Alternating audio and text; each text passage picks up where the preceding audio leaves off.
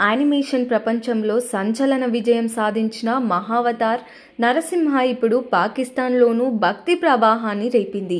భారీ హీరోలు లేకుండా, పెద్ద ప్రమోషన్లు లేకుండా కేవలం మాటా ప్రచారంతోనే 300 కోట్లకు పైగా థియేటర్లలో వసూలు సాధించిన ఈ చిత్రం నెట్ఫ్లిక్స్లో విడుదలైన తరువాత మరింత ఊపందుకొని రికార్డు వ్యూస్ను సొంతం చేసుకుంది. నరసింహ పురాణం ఆధారంగా రూపొందిన ఈ చిత్రంలో ఆధునిక గ్రాఫిక్స్తో చూపించిన నరసింహ స్వరూప వైభవం ప్రపంచవ్యాప్తంగా ప్రేక్షకులను కట్టిపడేసింది.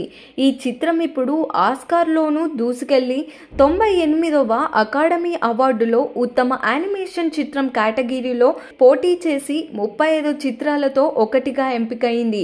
భారతీయ సినీ చరిత్రలో తొలి యానిమేటెడ్ చిత్రంగా ఆస్కార్ నామినేషన్ దిశగా సాగుతుండడంతో దేశవ్యాప్తంగా ఆనందాన్ని కలిగిస్తుంది.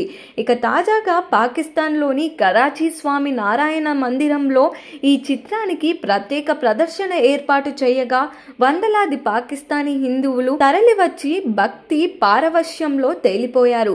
నరసింహ అవతారం, హిరణ్య కశ్యపుని సంహారం, ప్రహ్లాదుడి భక్తి వంటి పురాణ అంశాలు తెరపై కనిపించగా మందిర ప్రాంగణం నిండా జై శ్రీ నరసింహస్వామి నినాదాలు మారుమోగాయి.